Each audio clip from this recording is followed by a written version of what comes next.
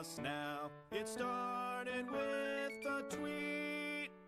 Call every superstar from both SmackDown and Raw. And don't forget NXT. And don't forget NXT. The universe shall hear us sing. You want to join in? Ew, I'm busy. It's Blissmas season. Joy to the world, the champ is here. Which Bella did he bring? Here's Charlotte with her flair, Becky straight far red hair, and Sasha with the bling, and Sasha with the bling. And my voice will echo through every ring. When mistletoe goes up, your mouth goes. Joy to the world, It's Rosanne. no, that is not a thing. Hey, Shinsuke Nakamura, oh wow, this night is glorious. New Day won't stop twerking, New Day won't stop twerking. Please make the New Day stop twerking. Joy to the world, monsters and men, and cruiserweights and G's. How you doing? Naomi brought the glow. I ate the yellow snow. I hope you rest in peace. I hope you rest in peace. One final stop, suplexing. Joy to the world, the beast is home, and now we are complete. Yes, every superstar from both SmackDown and Raw, and don't forget NXT, and don't forget NXT. Happy holidays from WWE. Ladies and gentlemen, boys and girls, Hanukkah, Christmas, Kwanzaa celebrators of all ages, welcome to Season 2, Episode 12 of Chicago's premier pro wrestling podcast, scheduled for one fall on Black Market Ivan. In front of me, I've got Daniela Flama Blanca, 872.1 miles away from us in the heart of Chicago, Val Capone. Pat is not with us today. He's not dead. He's just not here. not dead. He rest in peace. Yeah, rest in peace, but he's not dead. That's all we'll say. Rest in blunts. Rest in penises. Wait, no. Oh, rest in the dick hole. Oh, Whoa. nice. Throwback to last week. I was just saying rest in penis because he loves Joey Ryan so much, but that's cool. Oh, I He, guess it'll apply. he said he was trying a new weed called Triple Dickplex. I don't know what that means. I don't know what's going to happen to him when he Sounds like a good time to me. I know, right? Yeah. I signed up both Val and I up for that. Also, hopefully I have the next day off. So Val, Danielle and I have tea, chamomile tea. Actually, I have chamomile tea. Here, listen. I don't have chamomile. Listen. That's something different. That's me. Oh, no! I was stirring my tea and it just went over on my tablet. But Oh, you effed up. I'm doing some chamomile tea. Danielle, what kind of tea are you drinking? I'm drinking an Earl Grey black tea with lavender infused. Why do you want so much caffeine at this time? That's what I was just thinking. I was like, damn, girl, you ready to party? You know what it is? I've been so sluggish that, this little boost will make me be able to get through the show without feeling like I need to put my head down. So, gotta adjust what I'm ingesting for the show. Adjust your adjustment. Yeah. That's perfect. Hey Val, what are you drinking this fine evening? Aguacita. Nice. All right. I'm drinking a little bit of water, but just regular ice mountain water in honor of Patrick. No Valsentia as I normally would have purchased, but yep. Here's me drinking water. Well, let's all take a deep, instead of pouring one out for our fallen homie, let's all take a deep inhale Oh God.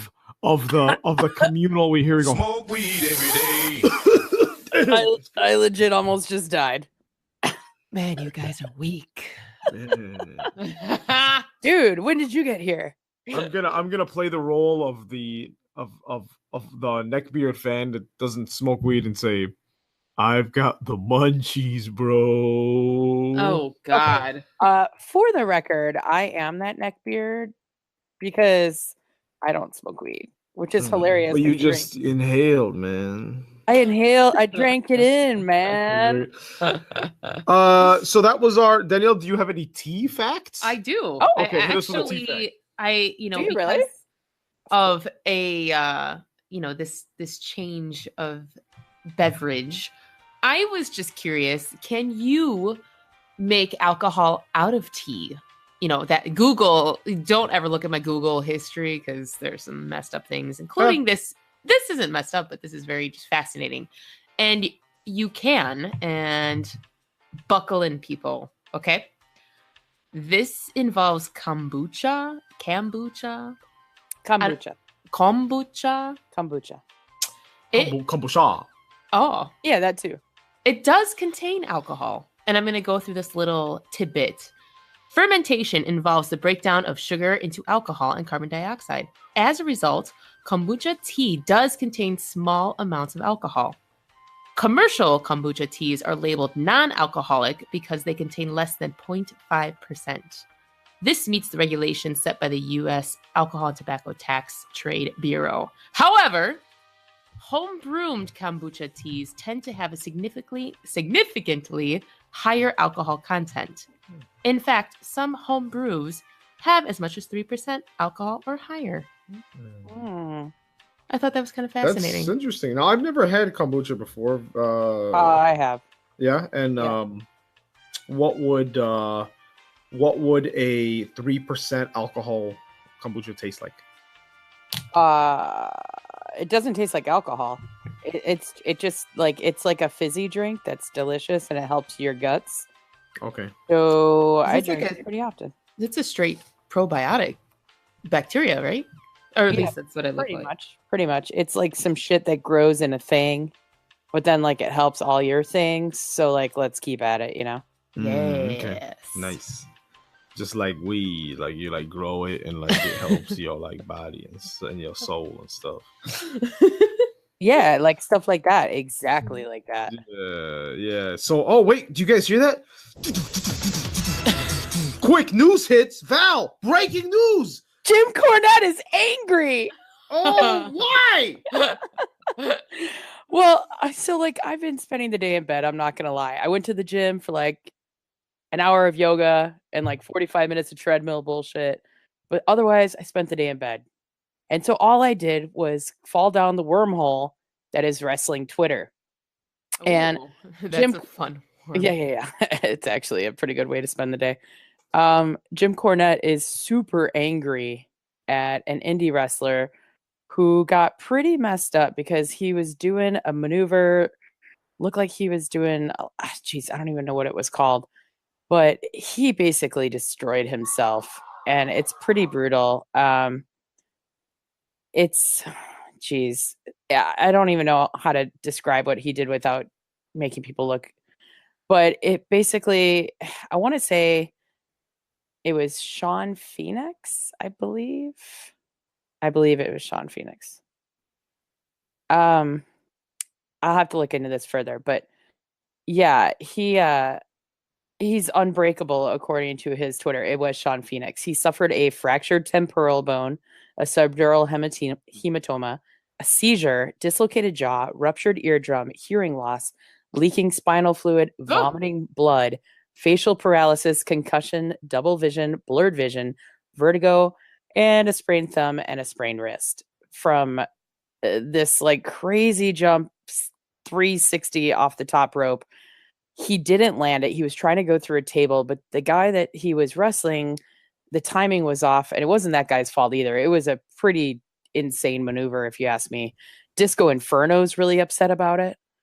Like, I mean, it was pretty crazy. But yeah, if you can look it up. Jim Cornette, he was pitching a fit today about how modern wrestling is killing the business. And it's like, come on, dude. So that's my news bit. Jim Cornette is angry at Sean Phoenix, apparently, but it's a pretty intense and scary maneuver. Yeah, I don't know.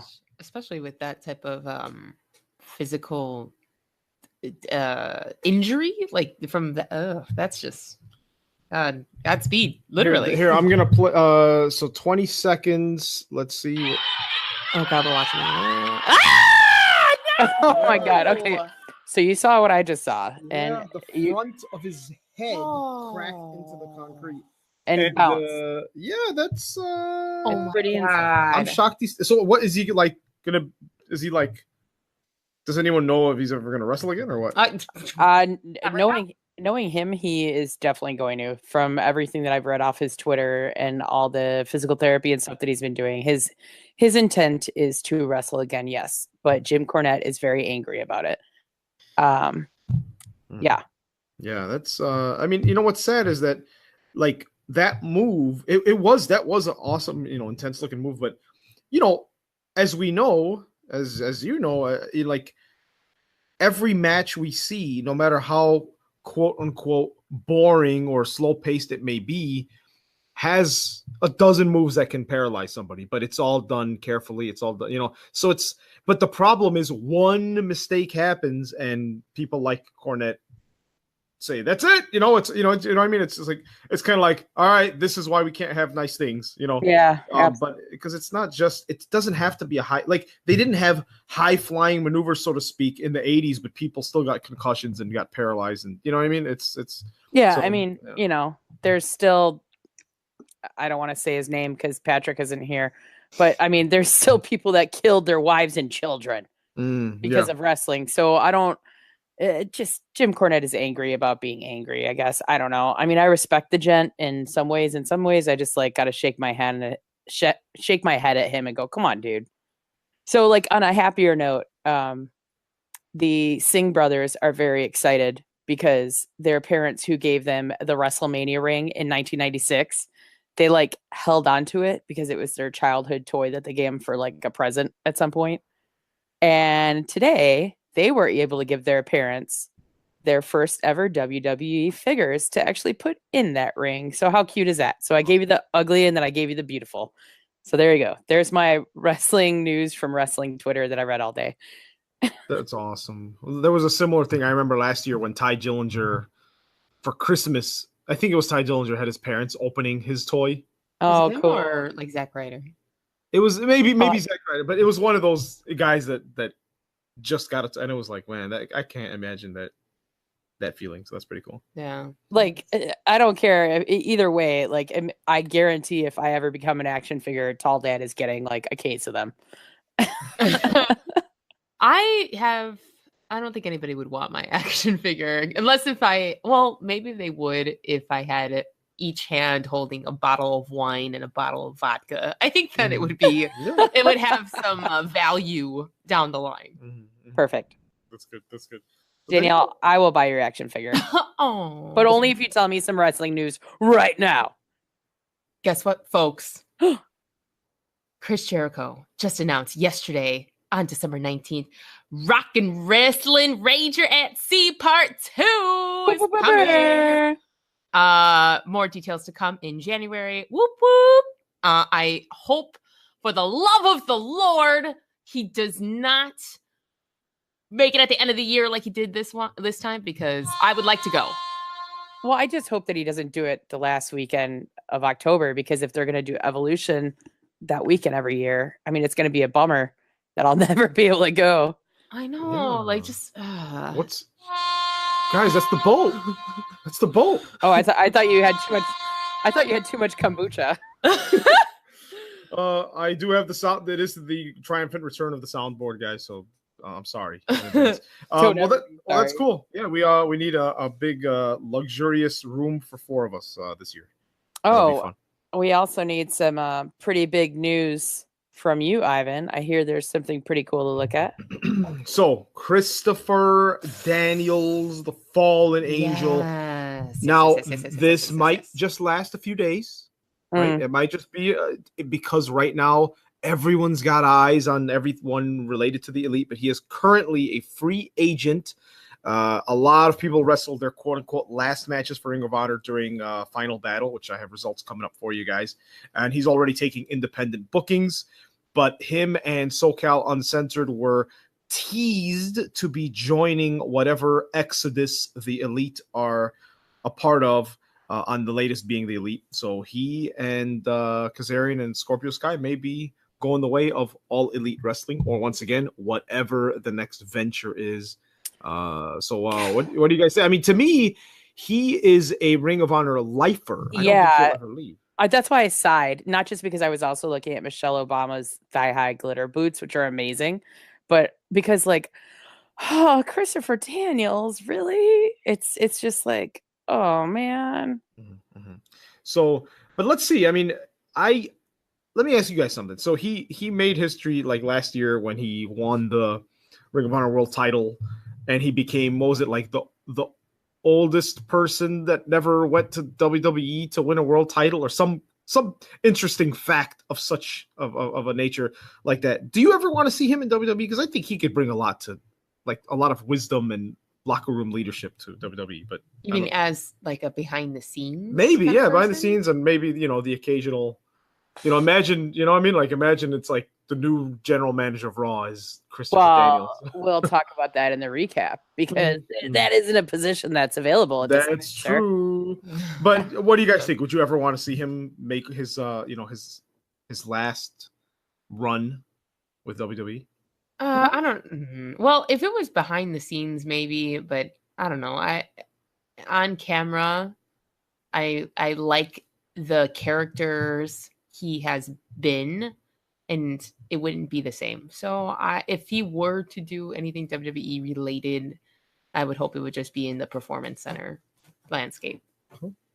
Well, I feel like I don't want him anywhere near WWE because I just think that he's like too important to Ring of Honor in my mind. Like, I think of him as a Ring of Honor staple. It's like, I don't know. He's just been around forever and he means so much to the company. And why can't he be an advisor or some general manager of Ring of Honor? You know what I mean? Absolutely. Like, I can certainly see him in that role. I'd much rather have him than like Road Dogg. But but I just think like have him contribute and stay on with Ring of Honor and work in that regard when he is ready to hang up his boots, or just come wrestle for freelance wrestling. Just saying. Oh yeah. good Get it. idea. That's a great idea. I mean, he's taking independent bookings, right? might. So That's true. He Very might show true. up. It might show. You might backstage interview him. oh man, I'd pee myself. That's cool though.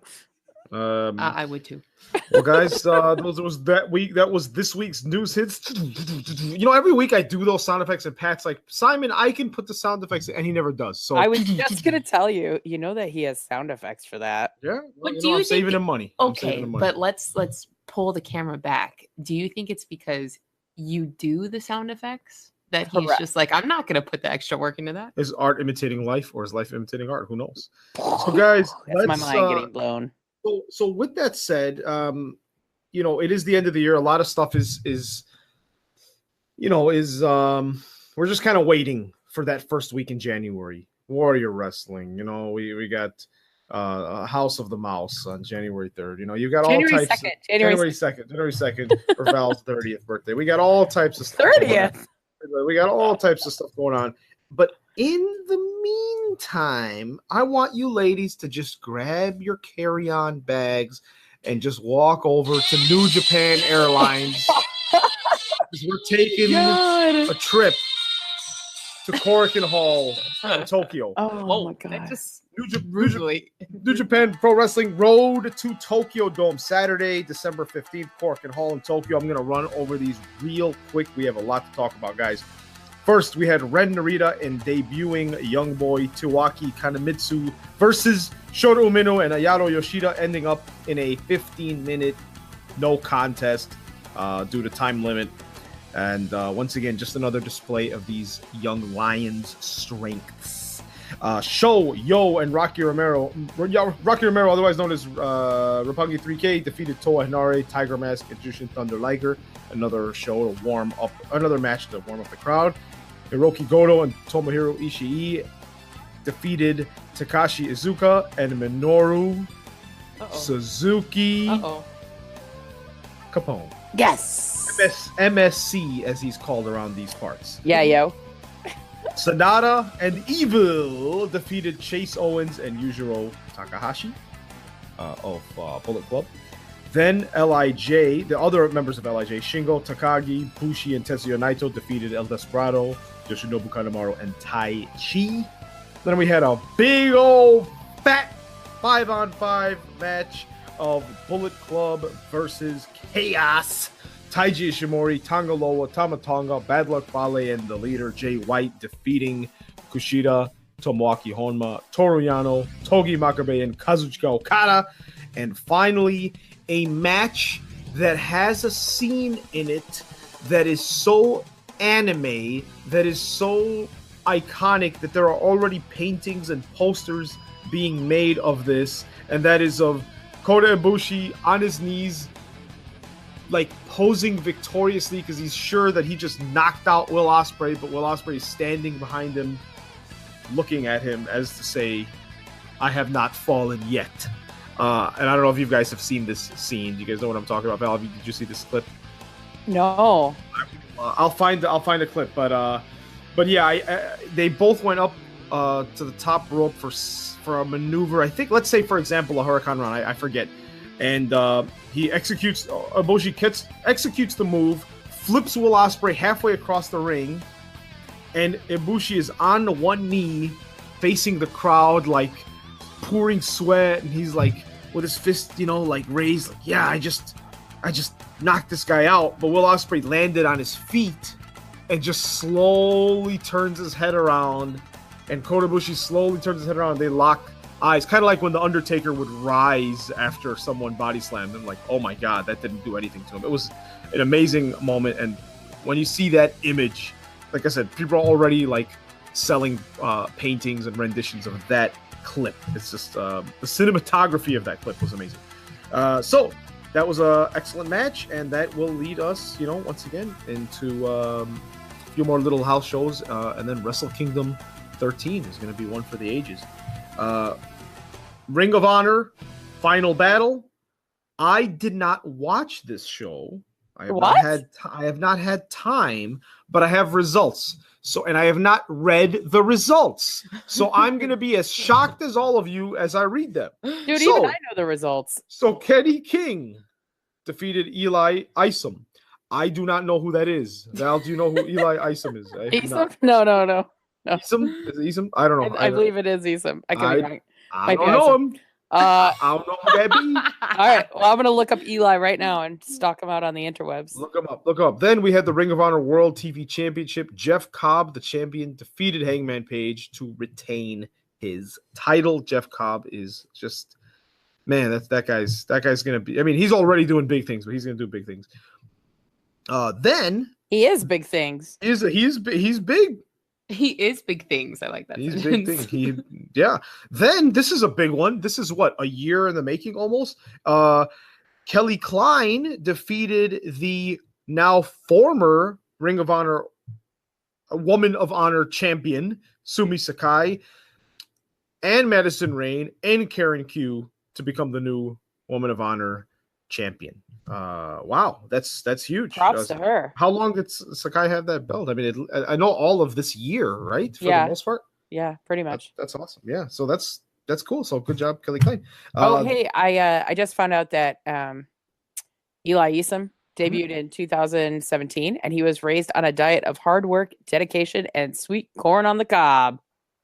That sounds like Midwestern. Wait, we have to quote Pat here. He's from Rensselaer, Indiana. That's some white people shit. Absolutely the opposite, but that's okay. Corn on the cob. So elotes? And corn on the cob with little chili powder? I'm not sure what his racial. I have no idea. Oh, it's Eli Isom. Oh.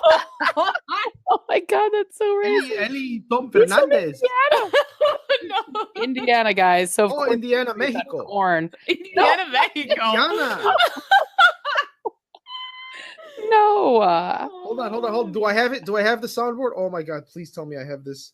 I have this sound. That's racist. Do I have the sound? Here we go. Oh my god. You are fucking terrible. From Indiana, Mexico. He's not from Indiana, Meg. He's from Rensselaer, Indiana. Northwest Indiana. Jack Baber Jr. defeated Jonathan Gresham. We had Matt Taven defeating Dalton Castle. And also, rumor has it that Dalton Castle has just been courted like WWE. But they don't know if the boys are coming with, and that's so weird. No boys, no deal. Yeah. Agreed. No boys, no dub.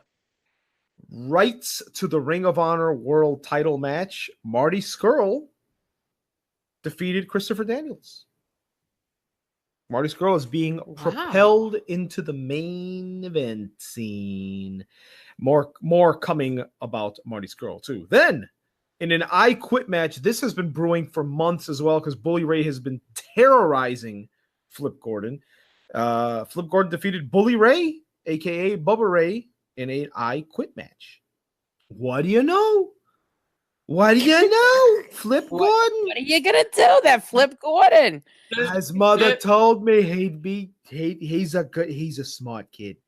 He used to think the world was flat until he went to Australia. Now he knows it's round.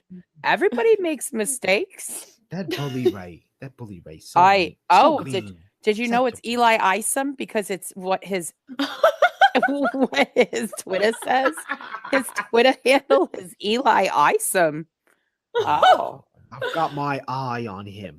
Oh Well, my you should. God, this is the best podcast ever. he is one to watch. Ring of Honor World Championship. Jay Lethal, the champion, defeated Cody to retain his title. This was Cody's quote unquote final match in Ring of Honor. That's pretty crazy. I'm curious to see what's going to happen. Then we had the Ring of Honor World I copied this from some site, and it says Ring of Honor World Tag Championship ladder match. So unless that's a new title, tag. The Briscoes defeated Scorpios. With the Briscoes being involved, I believe it is a tag. It's officially a tag. There we go. They defeated SoCal Uncensored and the Young Bucks. To steal the belts from SoCal to become tag champions. I mean, how many times have they had these belts at this point? I think 9. Yeah. Right? Isn't it 9? I Also, I think it's tag because they defeated 2 tag teams to win. Oh, is that for real? I mean, is that a typo or is that a thing? I don't know. I think it's a typo. I really don't know. But that tag.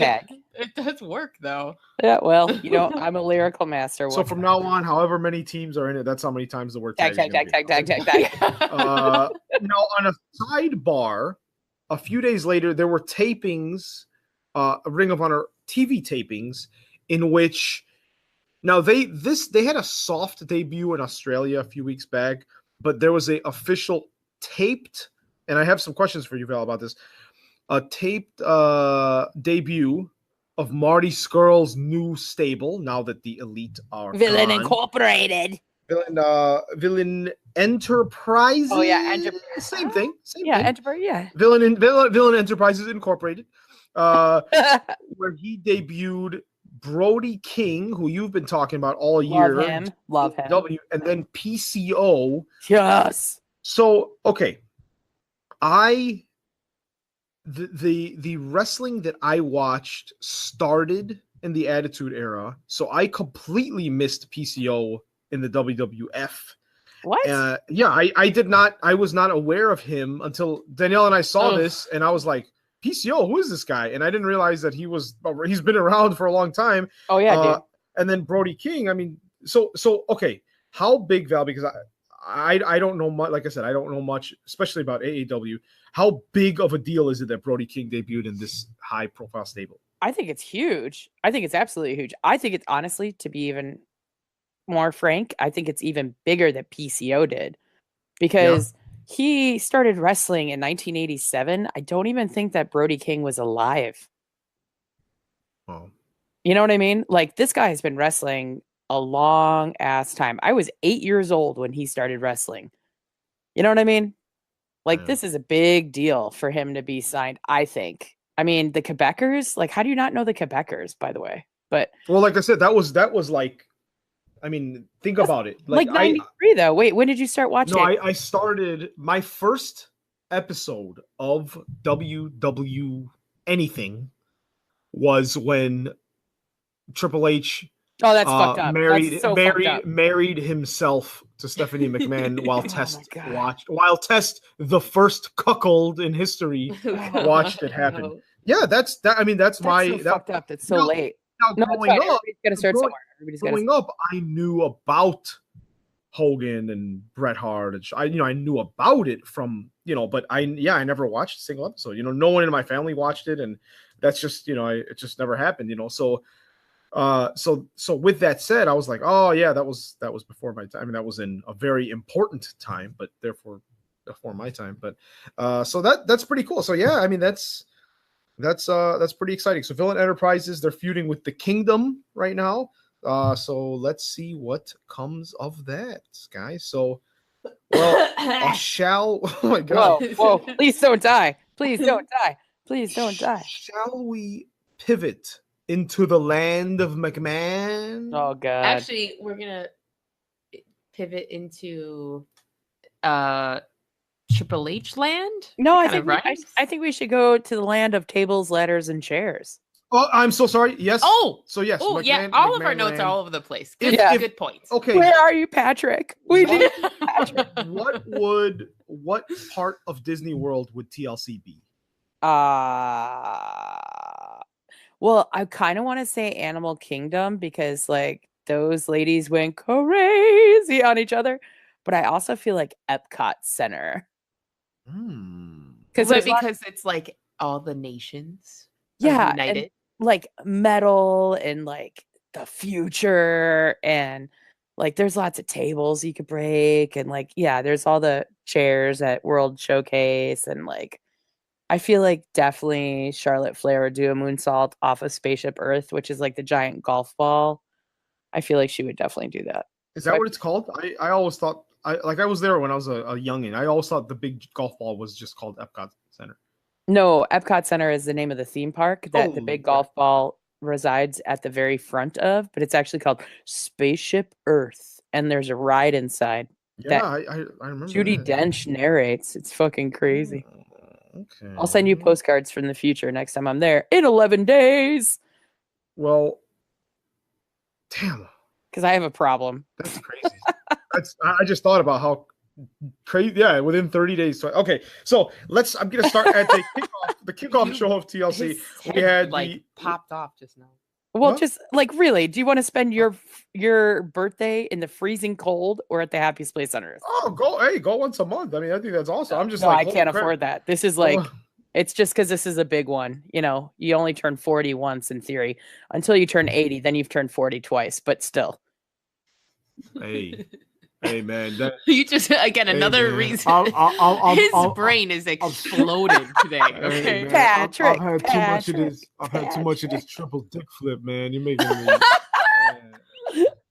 Amazing. So during the kickoff show, this is a travesty to have this in the kickoff match. Buddy Murphy defeated Cedric Surprise Alexander to keep we're still the calling him the cruiserweight championship match. Val, thoughts on this? Did you watch this match? the kickoff match. Yeah. No, I just watched recap of it. I honestly didn't watch that. Danielle, I know you didn't watch it because you were at work. I saw some clips. I didn't start watching until after this, but I saw some clips. I was and- at the Bears game, so let's just put it that way. I didn't okay. see the kickoff match, but I watched the rest of it at the bar right next to Nice Lounge. Oh, okay. What's it called? Greystone. I'll call them next time. You're there. Well, I'm just gonna call on a random Tuesday. Is Val there? No, I don't watch SmackDown there. I only watch. She told me to call there every time I'm looking for her. Okay. So They'll be then, like, no, it's not a pay per view. Why would she be here? So I'm glad Buddy Murphy is keeping his title. I want that title to regain some value. After Amore Gate. Blech. Then we had a ladder kickoff match. Mm. Elias came out, did some music. Bobby Lashley came out. Leo Rush came out. They talked some smack.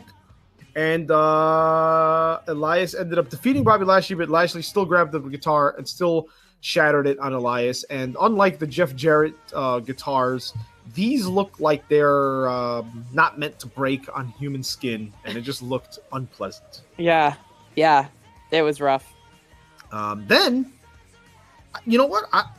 I like where this went. The mixed match challenge finals. It ended with R-Truth and Carmella. I really like this team defeating Jinder Mahal and Alicia Fox to win not only the 30th place in their respective Royal Rumble matches, but big old trip. They're not going to Disney World. They're going to they got to pick Stamford, Connecticut. They got to choose a trip to anywhere in the world, and Carmella was like, "Where are we going? Somewhere tropical?" And he's like, "We're going to Stamford." And so I'm assuming they're gonna fight and no longer be a team now because she's. Or maybe they're gonna get fired, because why else would you go there? God. They're gonna be wished well on their future endeavors. That would be the funniest way to do it. Look, I got a note from the boss saying we wish you well in your future endeavors. Where are we going to go in the future? But yeah, I think that was a really, for Carmella to go from the most hated woman on earth this year to go to like just an awesome babyface is great. It's really funny. I'm super stoked about it because now that she's not Squawky McSquawks a lot, like I really like her because she's really fun and she's getting better at wrestling. Not the best wrestler out there, but she's getting much better, and she's just fun. And I like her being fun rather than I didn't care for Vicky Guerrero. I don't need the second coming of Vicky Guerrero in the form of Carmella. Yeah.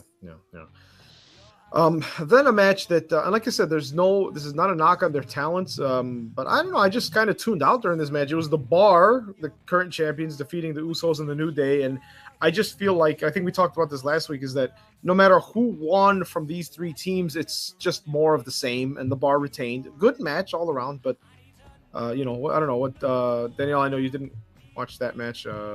Any thoughts on it? No. Val, any thoughts on I have zero thoughts. I feel like that's when me and my girlfriends all became boys to men. And we started dancing to Boys to Men, ABC, BBD, the East Coast family. And there's like a gif of us dancing. I feel like it was during that match. Not to the end of the road? No. I'll I would forward. think that would be a ballad for this. That would be the perfect ballad for this match. I will forward this to the schedule for one fall so you can watch me and my friends dancing to the Bar, defeating the Usos in the New Day. I just like any of these. So all three of these groups have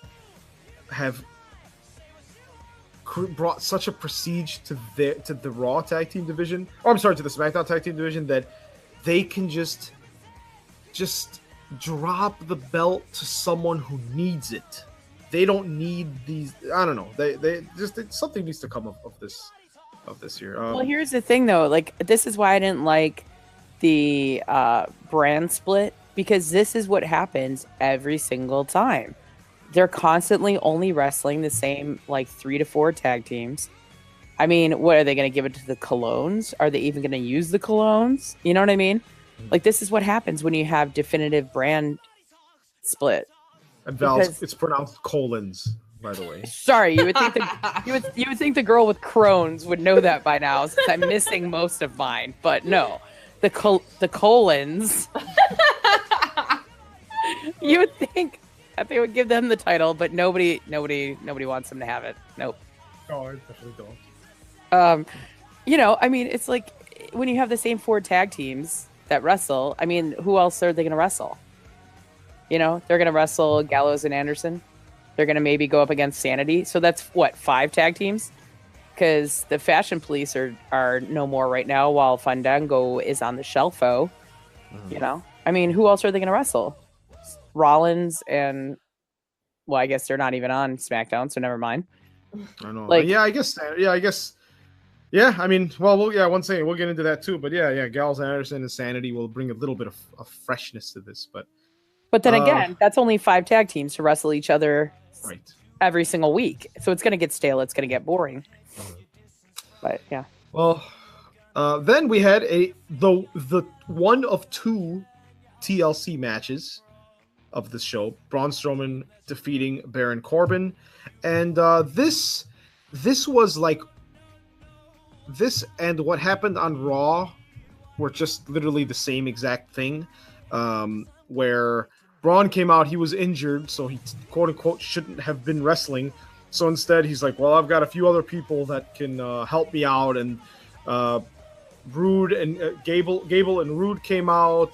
Apollo came out, and I forgot who else came out, but and they all just started antagonizing and attacking Baron Corbin. Braun Strowman came in. I punched him once or something, and then Heath Slater, took off his ref shirt, beat the hell out of Baron Corbin, and then counted him out 1, 2, 3. Therefore, cementing Braun Strowman's match against Brock Lesnar for the title coming up soon, and firing Baron Corbin from his GM position. So it was fun. It was cool. It set up Monday, but then as you'll get into, Val, it just kind of repeated all over again. Like literally that exact match. Yeah, exactly. So then we had a decorated there was like big heads, life-size standee plastered on a table. No, but they weren't like even standees. They were like big heads. They were like sticky things that you put on the wall. Yeah. Oh, well, it was Natty defeating Ruby Riott.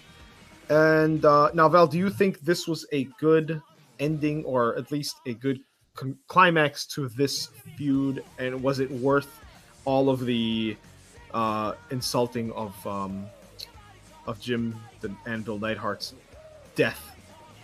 I don't think it was worth dragging his dead corpse through the ring a million times. I think they also the WWE suddenly became very, very into Jim the Anvil Neidhart, which when he was dealing with his issues that you could see on Total Divas, I didn't really see WWE like parading him around then, but since he just died and they turned it into an angle, they kind of grossly paraded him around, if that makes sense. Mm-hmm. Like suddenly, after Liv Morgan got her head kicked in, suddenly she's such a good wrestler. Well, suddenly now that they need an angle and he passed away, now they're using him as an angle. And it was just, I don't know. I'm very close to my dad. And so I just feel like that had to have been so hard for Natty to do. And she is such a damn team player.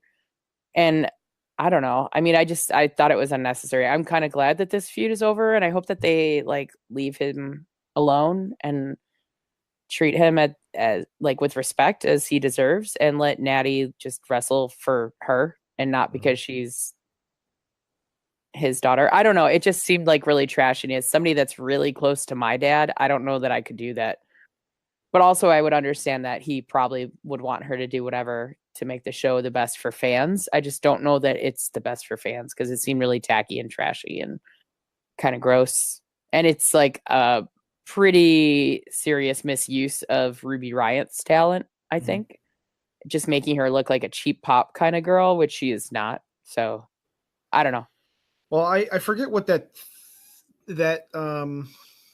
film studies, not theory, but what it's called, where it's kind of like a is this sexist test when you analyze an important scene in a movie of two females talking and it says, is a man involved in this discussion or not?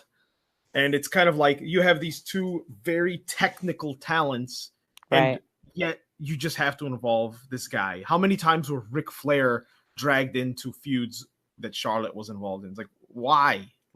There's enough there already. Right. There's already enough talent there. And again, they weren't parading him around as this legend while he was still with us. You weren't celebrating him in that way while he was around. Why are you doing that when he's dead? That's gross. Yeah. You know what I mean? It's just it's even the whole Big Boss Man, the Big Show, taking Big Boss Man's dad's casket. I mean, obviously he wasn't in it, right? But that whole thing, it's just man, why? And then the Eddie Guerrero thing, we were talking about that last week. The Eddie Guerrero thing, Eddie's burning in hell right now. Jeez, really? Oh, I thought you meant the Eddie Guerrero versus Rey Mysterio for custody of Dominic. That was bad too.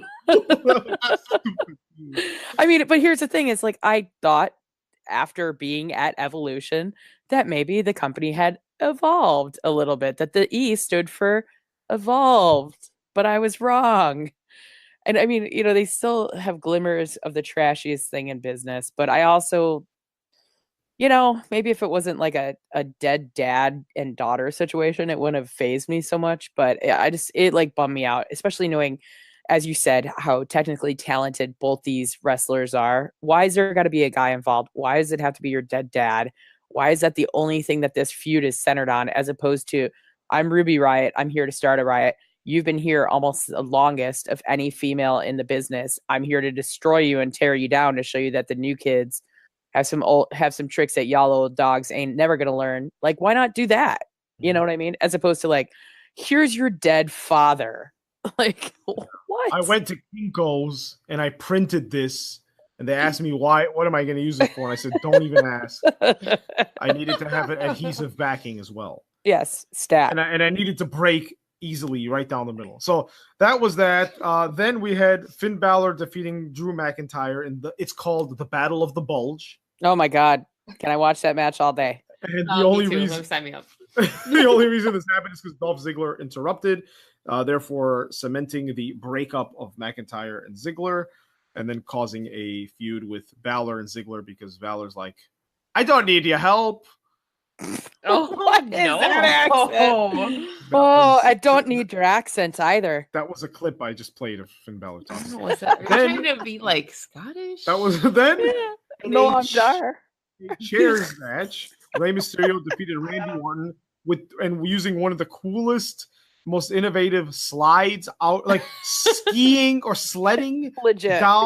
sledding out of the ring and onto Randy Orton, and it was just the craziest thing I've ever seen. That was the only reason why I didn't absolutely yawn at this whole match, because I was like, what decade am I watching? Yeah, Why are there 12 matches? I'm going to go do more shots of Malort. And then I saw that and I was like, I'm going to do another shot of Malort. yeah. So it's then the Raw Women's Championship match, Ronda Rousey retaining against Nia Jax. Nia Face Puncher Jax. To be followed. Face breaker. Oh, face breaker. To be I think followed. I like Puncher more. to be followed by her and Tamina walking out backstage sadly, and Becky Lynch coming out of nowhere and be like, remember when you broke my face? Oh, no. Oh my God. Keep the name out of your mouth. And then she beat the hell out of Nia Jax. So Are you what did- having a seizure? He was never like thought- Irish and Canadian all together. Hey, you remember when you broke my face, eh? So what did you think? Now, Danielle, did you watch any clips of this? I watched clips. I forget what time you started watching. I think you started watching like at the last match. And what did you think? What do you think? I don't care. You don't care, Val? What did you think of this? I will say that you might not care, but the entire bar was going crazy during this match. And keep in mind, this was up against Sunday Night Football in a bar that generally is a Minnesota Vikings bar. Like it's like they're a Vikings bar, which is gross, but whatever. I love Shayna Baszler, so I'll support it. But like, it was Sunday Night Football, yet everybody was focused on this match and like screaming and running around. I think I did the splits after Ronda won. I mean, it was Where's this footage? Yeah, it's somewhere. I just don't think y'all want to see it. At least I don't want you guys to see it. Anyway, you can just slide into my DMs, okay? We'll talk. Girl, bye. I gotta say that one of my girlfriends, who is a pretty big sports fan, doesn't care much for wrestling. She supports it because she supports me, but she's not really into wrestling. She was like, after the final match of the night. First off, this match is what started her into it, because she was kind of meh with Natty and Ruby, and she was like, why are those people on the table, and what's up with this guy that they keep bringing up? But she's definitely into wrestling now. So, Is this Connie? Pardon? Connie? No. Oh, didn't you have a friend a few weeks ago that was you got into wrestling? I thought her name was Connie. Or then Nope. again, I'm just making up a woman's name. Connie Payton. Yep, I got Connie Payton into wrestling. No, no, it's my girlfriend Shakia. Shake. I'm gonna go back to that old episode and find out what the name was. But go Okay. on. Shout out to. Yeah, Shake is awesome. She's a Nisei regular. She's part of the Nisei fam. Wait, And- is she the infamous camera lady? No. That's Shonda. Oh, that's her. Shout out to Shonda. Shout out and much love to Shonda. Shut up, Patrick. You know. So Shake is in the okay. So Rousey continues to stop the doubters. I don't know why there are any doubters, but what do you think about the dynamic with her and Nia Jax? I just thought the whole match was really good. I was thoroughly entertained by it. I had no problems with it whatsoever. Cool. Yeah. I mean, I just do I want to see her go against somebody else now? Of course I do, because how many times are you going to go up against the same wall and try to beat its face in? You know what I mean? But I just, like, so right now, I mean, I was watching that match and I'm like, they clearly made it, the old David versus Goliath, like there's some of the small and fast, and that makes sense, right? It's simple ring psychology. There's someone bigger and more lumbering. You're going to tire them out. But I think they told Nia, look really slow in the ring and make it take forever to swing a punch. And when you swing that punch, you're left vulnerable for about 5 seconds. Like they played into that too much, like as if she has zero reflexes. Well, but here's the thing. She does do these really deliberate hits. And the last time she went in any way other than that slow and lumbering effect, she fucking broke Becky Lynch's face with a shoot punch. So maybe, yeah, I think her timing isn't, and this is one of the things that I've said about her from like the day one of her call up. She doesn't have the world's best timing because she's very, very new to this craft, but she's so improved and she's still working on it. And she's a really good wrestler in my mind. But Ronda, even though she's new to professional wrestling, she has been in martial arts for virtually her lifetime, So while this method of combat may be new to her, the simple art of throwing punches and taking hits and receiving hits and that's not new to her. That's second nature to her. Woo! I mean, it's like, it's still kind of new to Nia Jax though. So that might be why she looks like she's walking in quicksand 2/3 of the time, because it's not just the David Goliath, which I totally agree with you.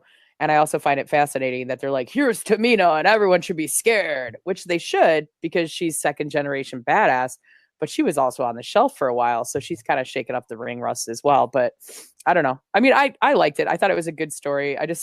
Anytime Ronda Rousey jumps on a back of somebody and starts trying to go buck wild on their neck, it just makes me smile. Yeah. Well, but no, there were a few, like anytime she just tried to lock on an arm bar, the crowd went insane. I can only imagine the bar. Oh yeah. I mean, people were like flipping over tables and like throwing drinks at each other. Like it was crazy. That's amazing. It was mayhem, I tell you. Well, puppies, then no puppies, no. I was talking to my dog. Oh, or the puppy pound, which that phrase belongs in. Well, then we had the WWE Championship match, a match that a year ago, let alone 5-10 years ago, if you said this match was going to happen, it'd be like, oh my God, WrestleMania? Is it the WrestleMania main event? Daniel Bryan defeating AJ Styles to retain the WWE Championship. It was, it was long. The new Daniel Bryan. Yes, I'm sorry. Yeah, the new Daniel Bryan defeating AJ Styles. It was nothing wrong with it. Nothing wrong with it at all. But I think they told him, hey, guys, go long and, help break up the show a little bit. I like, these are amazing performers. And I think, I think it was just a good match. It was just it did what it needed to do. What did you think, Phil?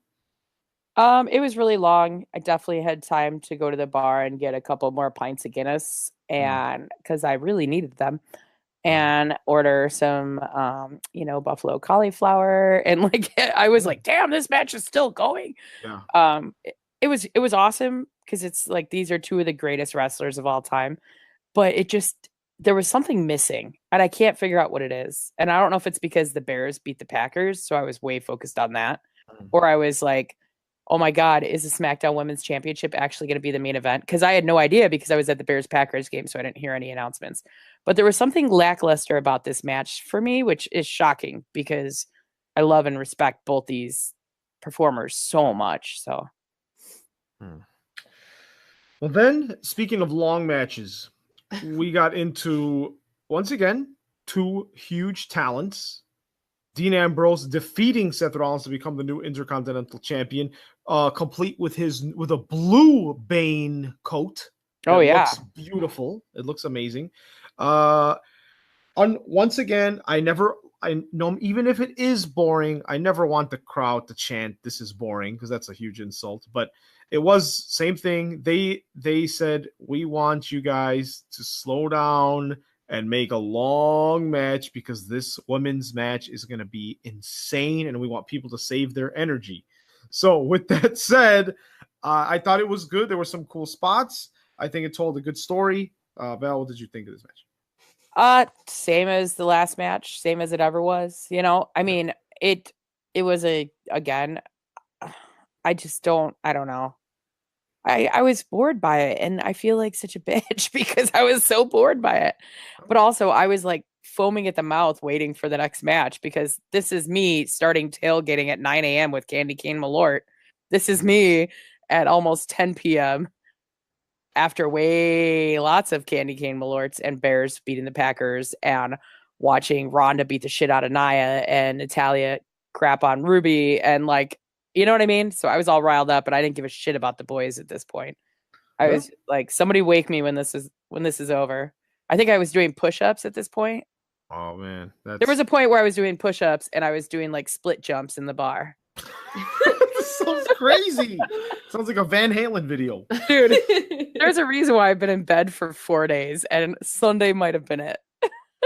So, well, we had the main. It's a Van Halen video. That's my life. Right? Only green M&Ms. The song "Jump" playing, and so yeah. Then the first ever SmackDown Women's Championship Triple Threat TLC match in history. We had the champion Becky Lynch versus Charlotte Flair versus Asuka, and Becky Lynch lost the title due to Asuka running up the ladder and grabbing the belt. No. She lost it because her and Charlotte were going toe-to-toe on the ladder about ready to reach the belt, and old girl Ronda came out and pushed that ladder over. And Asuka said, "Fuck all y'all," and climbed up the other ladder and took the belt. Stupid Americans. Yeah, she totally did. She was like, yeah, she did. Yeah. I love it when she gets all guttural with her R rolling. Oh, it's so sexy. But she capitalized on that. And like we predicted last week, is that this is the best outcome. Once again, just like Natty and Ruby, they don't need a title, they don't need a reason to fight. But Asuka can definitely use that, and that's great. So Val, I'll let you take this away. Tell us about this match. How was the crowd in the bar? What insanity ensued during this match? What were the high points? I feel like I came as close to naked as I could legally without getting arrested in public. because I was like sweating and like ripping my clothes off and like crying and like alcohol. But all of the females in the bar were like, "Holy shit, this is what women's wrestling is now." And I'm like, ladies, welcome to being a lady, Mark. And it was just so exciting, and people were just like losing their minds. Becky did so great for her first big match back. Charlotte, oh my God, when she came out dressed like Malibu Charlotte, oh my God, she looked like goddamn like a Barbie princess. Oh, in the color pink. Oh my God, she was so great. Like everybody, even the dudes were freaking out at her ensemble. And just like, she is so hardcore. And anybody that gives me shit for being such a Charlotte mark clearly has never actually paid attention to a single match she's been in since 2012, because she has improved leaps and bounds and bounds and leaps. And it's not just the, superfluous moonsaults or whatever. She is amazing. And Asuka actually had a really awesome match, I thought, as well. Some people are kind of pissed, or I've been hearing murmurs that people are pissed that she got it. And I'm like, do you forget who she is just because WWE wants you to forget who she was? Like, they don't act like NXT exists, except for the couple of times a year that they bring people up from it. But she was the most dominating force in wrestling, period. And so to have her win the belt I thought it was a great way. It protected Ronda, it protected Becky and Charlotte, and it gave them a little bit more to heat up against each other. It gave the possibility of a Charlotte, Becky, Ronda Mania main event. I will seriously need to bring a change of underwear if that happens. It was everything I wanted it to be and more. It was the best Christmas present that this Jew could ever have been given. It was so good. Like McMahon Claus, thank you so much. I loved it. I loved everything about it. I have zero negatives to say. Like the crowd freaked out when Becky came out. The crowd freaked out when Charlotte came out. The crowd freaked out when Asuka came out. And the crowd freaked out when Ronda came out. It was wrestling at its finest. It was perfect. Awesome. Well, so with that said, overall, good second half of the show, but a lot of great moments sprinkled throughout. So shall we dive? So we're at the less than an hour to go mark. We've had a lot already to cover. So shall we discuss NXT and then go into the rest of WWE? What do you guys think? Well, I could just go through Raw and SmackDown pretty quickly. Let's do that. If you'd like, because it ties mainly into TLC, and then and then we'll bookend it with actually good wrestling. So, just saying. So since Pat doesn't hear and he may not put sound effects, here we go. All right, Val, give me about 5 seconds. Okay, here we go.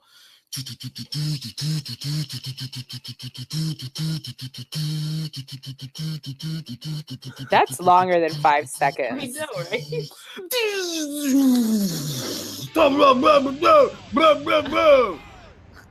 What the fuck just happened? I think it's supposed to be the Raw musical entrance. You weren't doing the no chance in hell. No.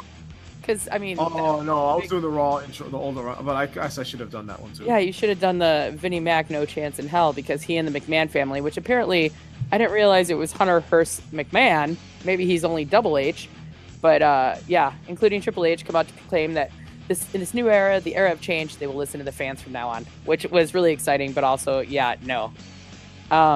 Kurt Angle, Bobby Roode, Chad Gable, and Apollo Crews defeat Baron Corbin via pinfall in a no DQ match. Whoa, did you see it last night on TLC? Because I sure did.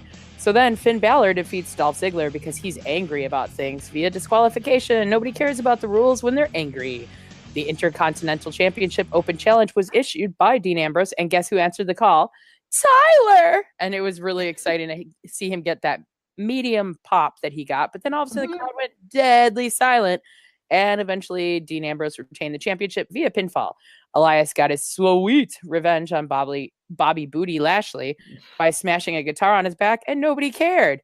WWE announces 5 NXT call-ups as they also mentioned, the 2 major returns of Sami Zayn and Kevin Owens. Guess what, Ivan? You're going to get to talk about Lacey Evans every single week on the main roster. Wait, pause for commentary. Is that his butt? Go on. That's like a Tina Belcher moan. Also, Heavy Machinery, that's cool. And Lars Sullivan, which we already knew. Nikki Cross, which we were already waiting for. And EC3, Aunt Dixie says, congratulations. So then, Raw Tag Team Championship #1 contendership between the B Team, Authors of Pain, AOP, and Lucha House Party against the Revival. But guess what? No Lucha House Party rules allowed. So the Revival ended up defeating all of y'all with the Shatter Machine for the pin. In the main event, the very best match, go figure, it was the ladies match. It was a Raw Women's Championship #1 contendership. We started out early on with Alicia Fox versus Bailey. And I was like, holy shnikes, she's going to go all the way because she's from San Jose. Oh, wait, that means she's going to lose terribly because she's from San Jose. So Alicia Fox got defeated by Bailey, as did Dana Brooke. But then Bailey lost to, it was a gauntlet match. So Bailey got defeated by Mickie James. James was defeated by Ember Moon. Moon was defeated by Natalya. Ruby Riott also was defeated by Natalya. And so was Sasha Banks. So there you go. So Natalia is going to be facing her BFF for life, Ronda Rousey, on Christmas, if I'm not mistaken. And they filmed that They filmed them the same night, right? Yes, which, Jesus fuck, had I known that, I would have gone out to San Jose because that's like, actually, never mind. That would be like 6 hours of Raw, and maybe wouldn't have come home. Wait, how are they keeping spoilers? They're not. I already know all the results, but it's fine. Oh, okay. You know what? I knew the Titanic sank, and I still saw that movie 4 times in the theater. Whatever. Speaking of ships sinking, let's talk about SmackDown Live. So it opens with a roster pep rally in the back, alerting everybody to the new era, courtesy of Shane. Shane reminding people that Paige will not be going anywhere, but her role will change. Did you hear the way he introduced her? He said, as your formal general manager. Oh, no. So not former general manager, but formal general. Like, dude, get the fuck out of town. Anyway, so nobody knows. Paige didn't even know what was happening. She found out on the way there that she was losing her job in that regard, but she's still staying on board. They just don't know. They haven't announced yet how. So Becky Lynch, of course, is the first person in the ring because the man doesn't listen to anybody. Charlotte and Asuka also take to the ring. Mr. McMahon gets all sorts of pissy about the conversation that they're having. Charlotte all in black, Becky all in black. I just always find that fascinating. Are they trying to like push them as heels because of that? You know what I mean? Mm. Like normally they dress far more vibrant, but Becky is all in black these days. So is Charlotte. Asuka, however, looking lovely with that title around her waist. So Charlotte and Becky were expecting a title shot going to them. Instead, it went to Naomi, who looked amazing against Asuka. There were several times that Naomi got out of the Asuka lock. The Asuka lock wasn't put on completely, but in the end, that actually is what forced the submission so that Asuka could retain the title. But good showing by Naomi. It's kind of nice dynamic considering they were like besties a week or two ago. Interesting to see. Anyway, so can I just say that Vince McMahon plus The Miz equals thank you wrestling gods for more early Christmas presents because they were hilarious. And if you can, just go back and watch the clip between the two of them. Miz knocking on the door, and it just, the whole thing is really funny. I can't even explain it. Just go watch it. Also hilarious, Rusev telling us what a true superstar he is and how his beard could be sold to be made into sweaters for all the babies. What? This actually happened. I wasn't even drunk. I haven't drank. He believes that too. Yeah. I think he believes it because it's true. Like he says that he's got big biceps and he's so handsome and all this. It was just hilarious and amazing. And Lana never looked prouder. They walk off mic. Next thing you know, he calls Nakamura. He goes, look at how Nakamura looks these days. He looks like Sonic the Hedgehog. Like, what? I was like, oh my God. And then, of course, Shinsuke comes back and smack talks Rusev, just basically making fun of him and showing all these amazing clips of him on Total Divas, which basically, he just made me fall more in love with Rusev. So sorry, Shinsuke, it backfired. But yeah, he ended up calling him Diva. They're going to go toe-to-toe for the U.S. title also next week on Tuesday, the 26th. I know the outcomes, but I won't ruin it for anybody. Either way, I'm happy about it. Then we have Samoa Joe, who starts out with an apology to Jeff Hardy, but basically it turns into an intervention really quickly. Jeff Hardy turns around, Samoa's intervention, and beats the shit out of him. Boom, they're done. So back when McMahon and Miz were talking, Miz was looking to get Shane McMahon's tag team partnership and get a blessing from Mr. McMahon, and McMahon's like, I don't do that, but I will give you a partner tonight of my choosing for a tag team match later on in the evening. And guess what? It's Mandy Rose, which Corey Graves is starting to really irritate me, like more so than just his weird hand-holdy thing that he does, like trying to look all intense and thoughtful. He's like the modern day Jerry the King Lawler, and nobody seems to notice because they think he's so cool. All he does is talk about how Mandy Rose is a gift from the gods and like how her body looks, and it's just kind of gross, and it bums me out because he's not that bad of a commentator, but now he's kind of on my hit list. Anyway, I truly believe that they picked Mandy Rose simply so that R-Truth, who along with Carmella faced The Miz and Mandy Rose, would call her Maurice. I really do. He was like, "Oh, we're gonna wrestle Miz and Maurice," but it's actually Mandy Rose, R-Truth. But Miz was able to help he and Mandy defeat R-Truth and Carmella, taking Truth out with the skull crushing finale. It was a short little match, but it was pretty fun. Included a dance break. It was like the light-hearted comedy match, I guess you could say. Then there was kind of a boring, but then it got better match between the Usos and the Good Brothers. It ended in a no contest thanks to the involvement of Sanity, which I was kind of like, where the fuck is Sanity? They called them up. Where are they? So basically Sanity just destroys the Usos and Gallows and Anderson, and they start to walk away as the bar comes, is coming down. The bar like avoid them at all costs. It was crazy. But then they decided to go in and chew up the scraps left in the ring, basically. And then the main event, which holy shnikes, like don't act like y'all weren't freaking out too.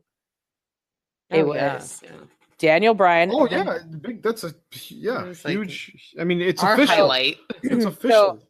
So, the new Daniel Bryan, the current WWE champion, with Andrade Cien Almas against the face that runs the place, AJ Styles, and Chicago's own Mustafa Ali. I mean, like it took my breath away. Like when they put that graphic up, I literally like I couldn't believe it. I mean, of course I could because he's amazing. But this was such a great match. Did you guys watch this match? I only watched this last like 5 minutes of it. Oh yeah, so you saw the 450 on Daniel Bryan's neck, and then he apologized. Yes. But yeah, it was a sick match overall. AJ Styles, it was so great. I'm so proud of Mustafa Ali. Like he did so wonderful. Go back and watch this entire match. It's really good, and it also showcased, not to like downplay Cien Almas at all, because Andrade Cien Almas is such an underused talent. Like it was phenomenal. It was just such a good match. I mean, I watched it again tonight with my sister from another Mr. Arrow Swift. We sat and watched it, and I was just freaking out the whole time. It was just so great. The whole entire match. The fact that Ali pinned Daniel Bryan, that's mind blowing. Like for the win. Like what? Like what? Could you even imagine? Like I couldn't imagine if I pinned Charlotte for a win. Like what? Like what? I can't even talk right now. So yeah, overall, that was SmackDown. It was decent. 205 Live, there was a bunch of matches with a bunch of dudes that used to wrestle with Mustafa Ali. Hideo Itami versus Noam Dar. Itami with the win. Daivari almost cost he and Itami their jobs. Drake Maverick and Buddy Murphy are the best friends. Buddy wants to beat up everybody to prove that he's the best. Aaron Solo versus Leo Rush. Rush for the win, but nice appearance by Solo. Do you guys know who that is? No. He's not just a jobber, guys. He's actually a really good wrestler on the indie scene. And he's also dating one of the WWE superstars who is everybody's favorite hugger. They're actually engaged. Yeah, they're actually engaged.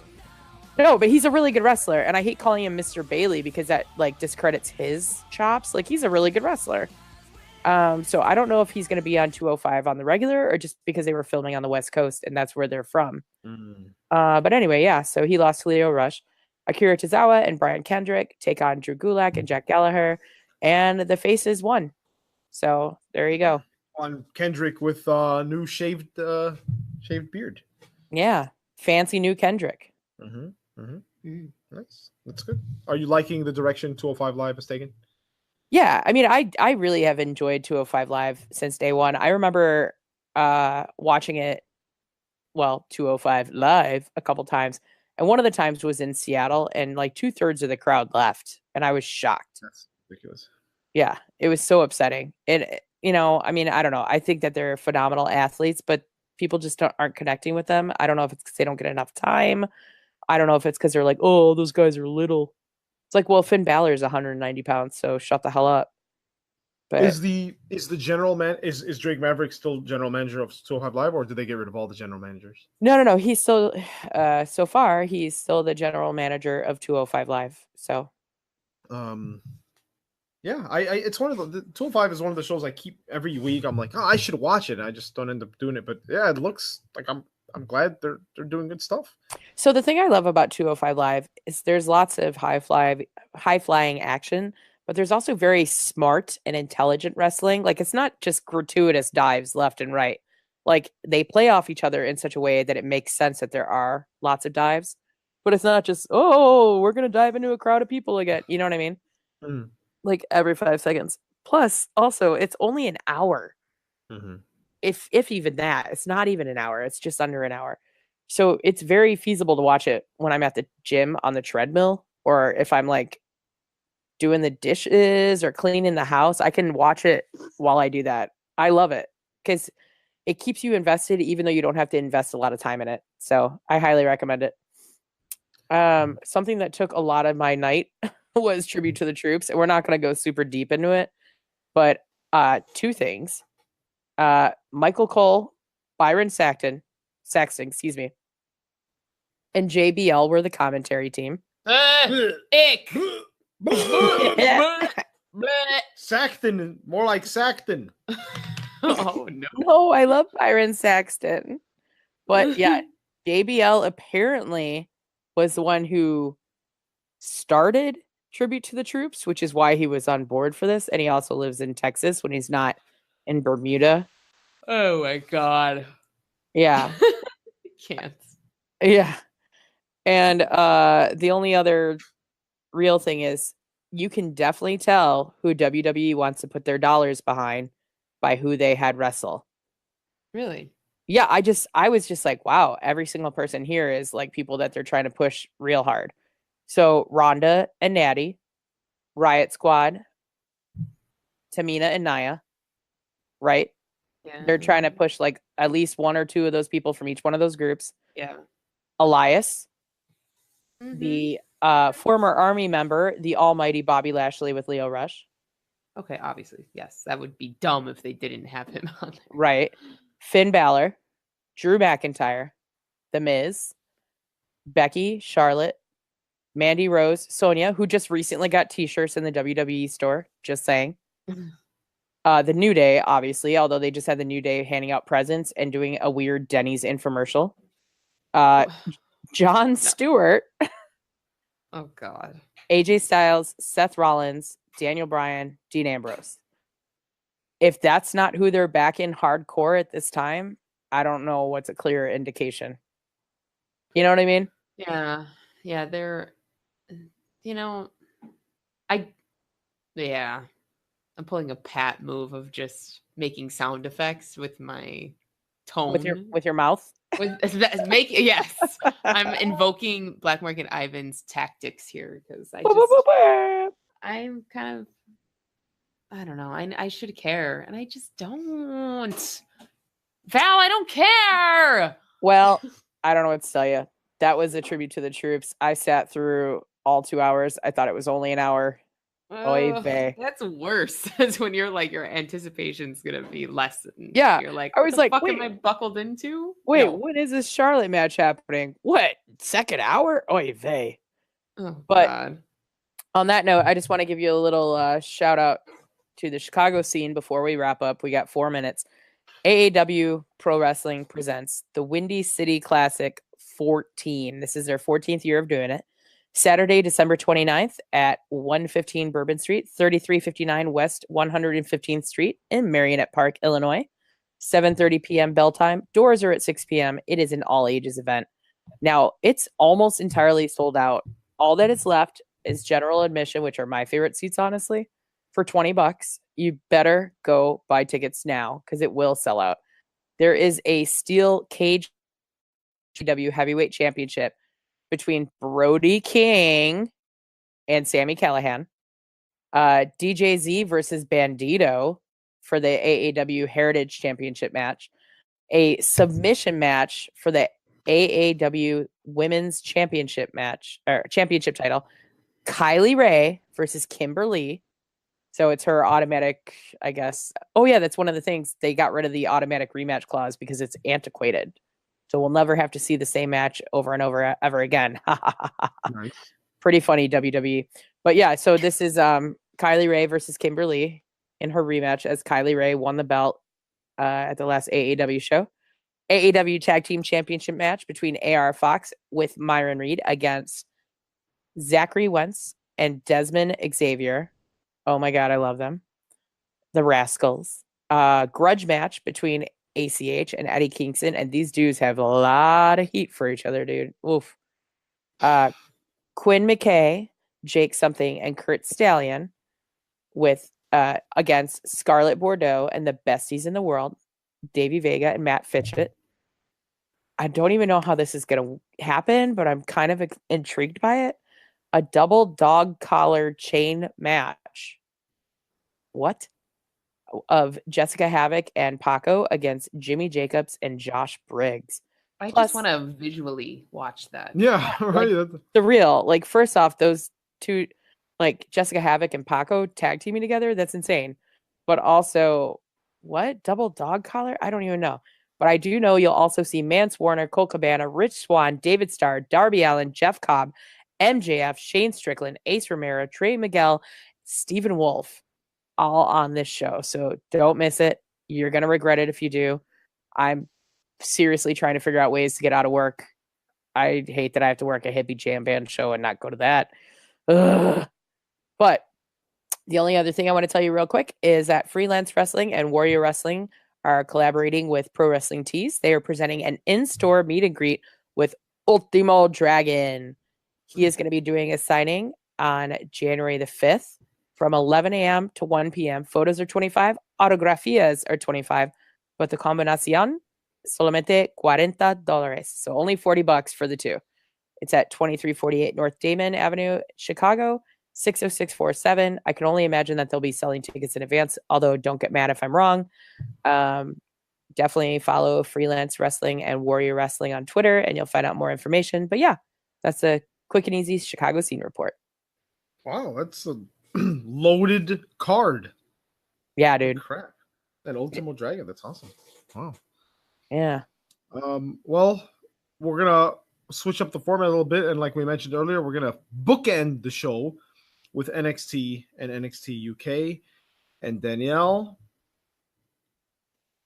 I'm gonna just wrap it up real fast. well, first of all, before you go into it, did you like NXT this week? Yeah. I'm gonna just touch on the two main elements. So we're gonna just do. I'm just gonna do NXT. Panicki. Oh no. Oh my God. We're never going to hear the end of that. Now that she's being called up to the main roster. Wait, no. Okay. Duh. NXT UK. There's only a couple things I want to touch on. Mustache Mountain took the win against Tyson T-Bone and Huxley. And I just want to talk about that because my thick boy got the pin, and just, it's always pleasurable to see him on my screen. Trent 7. Oh yes. Yeah. Oh, how about the two of them talking about the different towns they go to? They were dressed so nice and so baby. It's so dapper. I know. I was thinking the same thing. I was like, oh my God, Danielle is wigging out right now. I know it. Yes, it was very easy on the eyes. Putting the Flama Blanca all day, every day. And then that final match to part one of the day, which was Rhea Ripley versus Isla Dawn Ivanov, the White Witch. Good match. I'm sorry to interrupt. Did they add that name to her this week? That's that's Simon's wife. There's okay. two Mrs. Ivanovs, one in the UK and then the one in the Florida. So who's the Florida one? Oh, Vanessa Bourne. I don't know. Bourne and Isla Donvanov. Oh, I like both of those. Yes. I think they both come first, and then I'm somewhere on the sidelines. But I'm okay with that.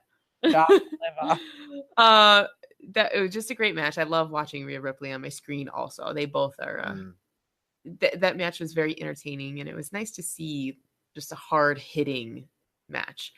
Hour 2 or episode 2. I think I'm just going to touch on what I enjoyed, which was the Flash Morgan Webster and Mark Andrews match, which they ended up losing to James Drake and Zach Gibson. But again, that heavy hitter. Some spots were like, oh, someone's gonna die. Like, Yeah. just an intense match. NXT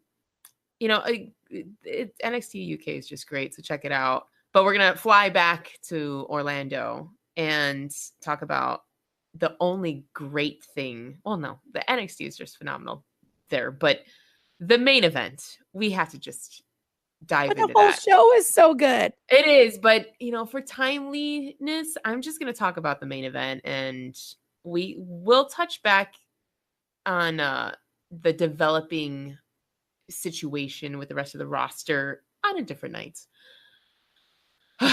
So there was a cage match between Johnny Wrestling and Aleister Black, and Johnny Wrestling took the win with the help of Mr. Tommaso Ciampa. So I didn't see this or even know about this happening. I'm shocked to hear this. Oh, this was heavenly. I think Pat was the first one weeks ago saying, will there be a dark DIY, heel turn together situation? And this is just, we'll see what happens. There's so many ways that they can make this work, or just manipulate it into another Gargano Ciampa feud. But pretty much Aleister is on the ground.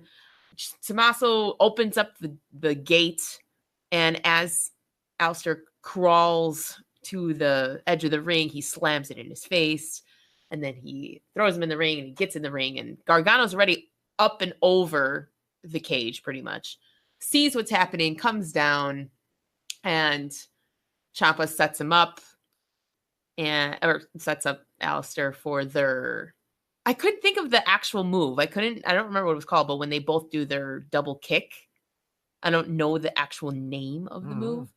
And Gargano gives him the eyes, and they do the classic DIY move, and Gargano takes the win. And Tommaso rolls out of the ring, closes the gate all slowly, and walks back in just this maniacal expression, and waves to him, and Gargano's just staring blankly. And it was just a great way to close. Was he like confused of what just happened? Or was he like, we're back together? No, I don't want to take it like that. I would take it like they just had a moment of being on the same page. And as the camera panned back to Gargano's face, he just was kind of staring off. So maybe that's his full heel turn. I don't know. Like banging your ex, and then the next morning they walk out and you walk away, and you're like, how should we feel about this? Yes, that actually is the best visualization of that. I also feel like it's the same kind of dirty feeling because Johnny Gargano is like, am I fully committed to this dark life now? Did I seriously just bang my ex? Oh, it wasn't even that good, but it was kind of spectacular. Oh yes, it's a encounter I hope happens over and over. I forgot how hairy he was, like all that type of stuff. Tommaso Ciampa is the right amount of hairy. Thank you. He does. He is. He's the he's the right amount. No more. Yeah, it's perfect. Pat, while you're editing this, I want you to think about what is the right amount of hair. Tommaso Ciampa. So there's awesome things that happened also on this week's NXT, but we're gonna close out the episode on that because why not? That's a good high point. So guys, so next week we're probably just gonna talk about maybe the year in review, right? Because next week there probably will not be a lot of new stuff going on, but I think we'll do that, guys. What do you think, Val and Danielle? What do you think? Maybe next week we compile the greatest moments of 2018. I would like to do that. Yes. Yeah, I'm for that. I think it's gonna be pre-taped stuff. That's gonna suck. And all of us are traveling so much next week, so I think a recap is easier for us to, when you don't have to rely on other programming. So I'm for that. Cool. All right. So that's a nice preview for you guys. And but yeah, guys, that was a nice big big show. And Val, thanks for the update and giving us those tips. And being our Chicago travel agent for our wrestling fans. And any last words, Danielle? No. Any Christmas or okay? Is Hanukkah over? Val? Hanukkah- Oh yeah, dude. So now Been the over over side of for me a gets to party. You know what's great though? Like a good Jew, and please don't take offense to this, anybody. I'm Jewish. It's fine.